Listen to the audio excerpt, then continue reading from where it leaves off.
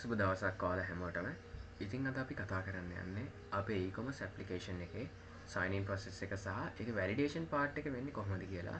ඉතින් අපි කලින් videos වලදී මේකේ sign up process එකත් ඒකේ validation part එකත් sign in එකේ සහ sign up එකේ design ගැනත් කතා කරා. ඉතින් අද අපි අපේ sign in process එක සහ ඒකේ validation එක ගැන කතා කරන්න ආපුවාම ඉතින් ඔයාලා දන්නවා අපිට එකටම pop up වෙන්නේ අපි මේකට අලුත් user කෙනෙක් නම් අපේ details දීලා sign up වෙන්න කියලා.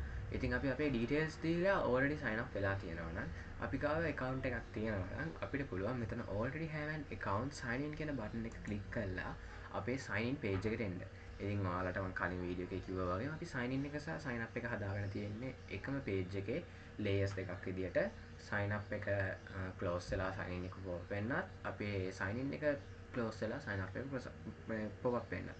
ඉතින් අපේ sign up එක close වෙලා sign in එක pop up වුණාම අපි මේ ෆෝම් එකේ ඔයාලට පේනවා අපිට ඉන්පුට් ෆීල්ඩ්ස් දෙකක් තියෙනවා ඊමේල් එක සහ පාස්වර්ඩ් එක කියලා. ඉතින් අපි මේක අපේ ඊමේල් එකයි පාස්වර්ඩ් එකයි දීලා අපේ sign in button එක ක්ලික් කරපුවම අපිට sign in වෙන්න පුළුවන්.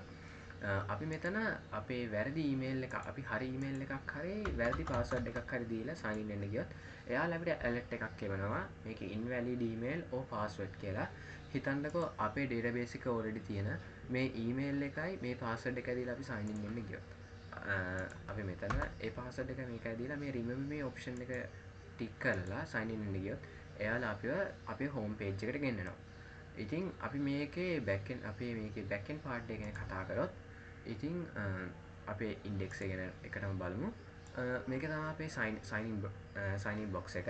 ඉතින් කලින් කිව්වා වගේ මේක හදාගෙන තියෙන්නේ එකම form එකේ form එකක් මත form එකක් layers දෙකක් විදියට. ඒක වෙන්නේ මේ d_none කියන අපි දාලා තියෙන class එකෙන්. අපි මේකේ එකටම paragraph tag එකක් add කරගෙන තියෙනවා sign in කියලා. ඊට පස්සේ අපි ඒකට අපේ custom css ලියලා තියෙනවා.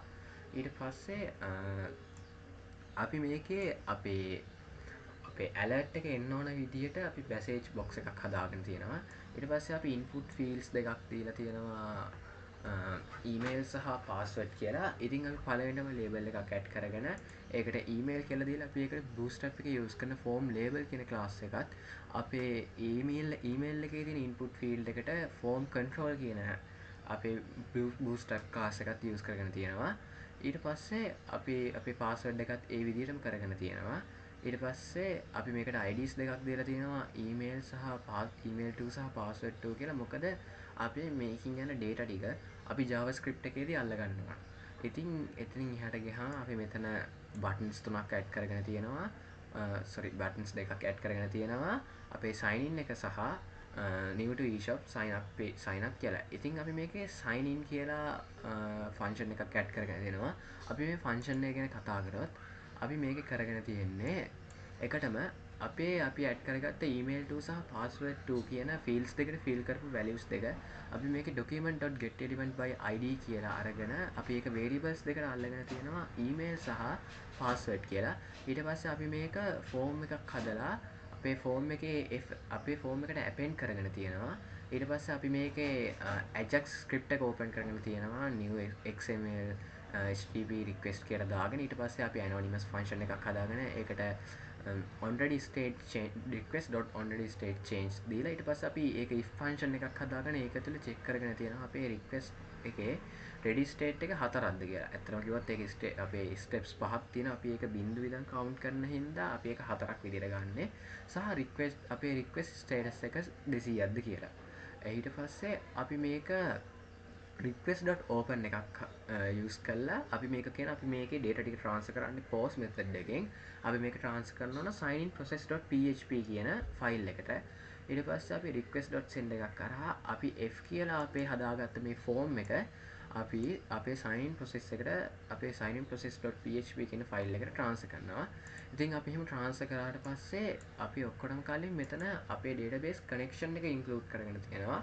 මොකද අපි මේකෙදි ගනුදෙනු කරන්නේ database එකත් එක්ක ඔක්කොටම කලින් අපේ database එකේ connection එක මේකට include කරගෙන තියෙන්න ඕන. එහෙමත් නැත්නම් අපිට මේකේ database එකත් එක්ක ගනුදෙනු කරන්න බැරි වෙන හින්දා මම වෙනම ෆයිල් එකක් හදාගෙන තියෙනවා. ඔයාලට කලින් වීඩියෝස් වල පෙන්වුවා වගේම අපේ connection එක ඊට පස්සේ connection එක අපි include connection.php කියලා අපේ ෆයිල් එකට add කරගෙන තියෙනවා. නිකම්ම අපි connection එකම මෙතන ලියන්න නැතුව.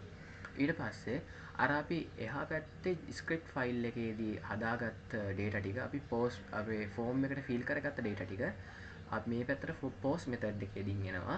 ඒ එන ඩේටා ටික අපි ඊමේල් $sign ඊමේල් සහ $password කියන වේරියබල්ස් දෙකෙන් අල්ලගෙන අපි ඊට පස්සේ මේකේ if else ක්ලෝස් එකක් දීලා ඊට පස්සේ අපි බලනවා අපේ මේ ඊමේල් කියලා එන ඩේටා එක emptyද කියලා බලනවා. ඒ කියන්නේ අපේ ඊමේල් කියන ඉන්පුට් ෆීල්ඩ් එක empty නම් අපි කියනවා please enter your email කියලා echo කරන්න කියලා. ඊට පස්සේ අපි බලනවා අපේ password field එක emptyද කියලා. අපේ password field එක empty නම් අපි කියනවා echo කරන්න කියලා please enter your password කියලා.